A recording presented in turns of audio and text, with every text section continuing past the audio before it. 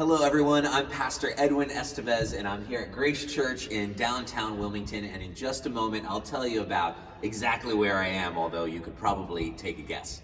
Just a couple of things that I want to share with you for this week and for the weeks ahead. We continue our 10 Commandments series.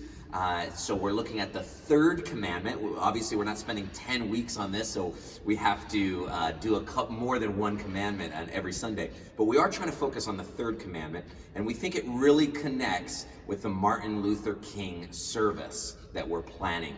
It is the commandment of thou shalt not use the Lord your God's name in vain.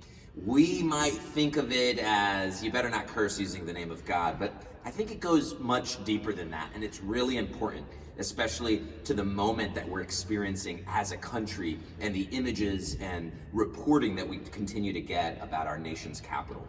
So let's explore how using the Lord's name in vain connects to the work of justice and working against injustice and pointing to hope. So I'm really excited to share that with you Sunday. Again, as usual, several worship opportunities. You can join us for our outdoor prayer service. We have wonderful patio heaters. That's at 9 o'clock outside of the West Street Red Doors.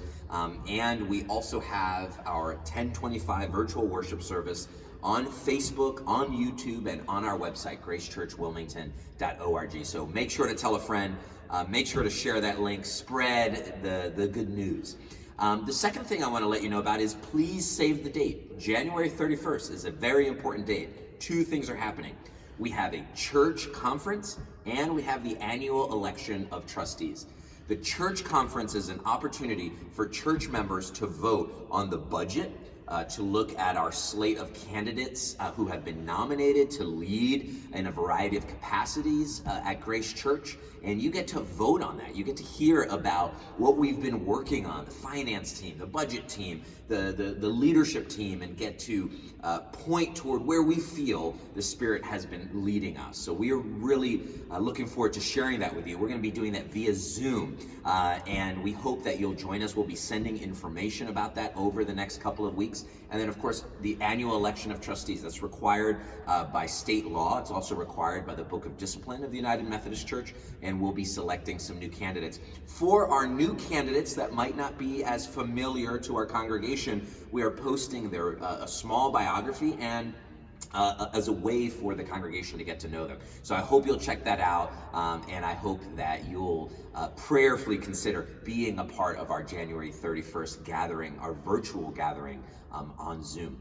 The third thing I want to tell you about is we will also be announcing our pledge drive over the next couple of weeks. You should be getting a card and a letter in the mail. We'll be posting that on social media, a number of ways for you to give.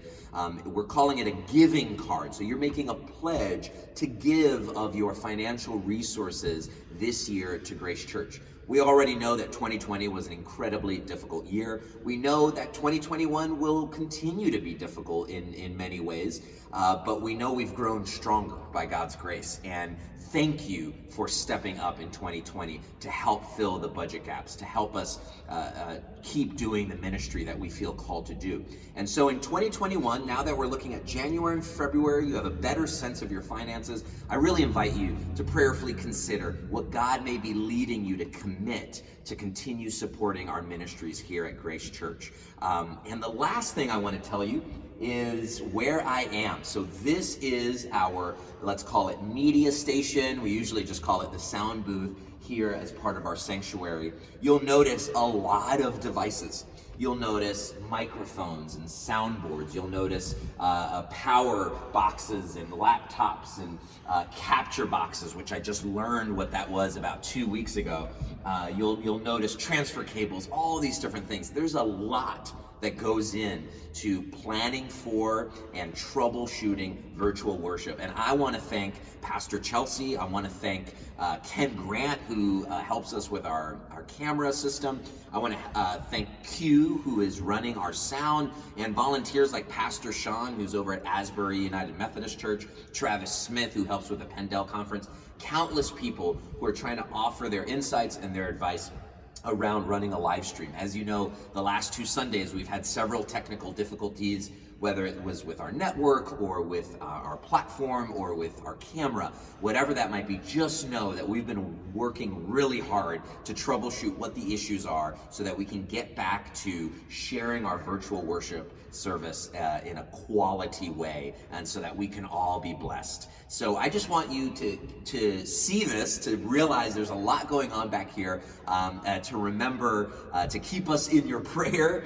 Certainly we always appreciate your encouraging words, especially when we have technical difficulties. We're thankful so much for your patience and your flexibility, and we really look forward to the opportunity to really get back to a really quality image for virtual worship.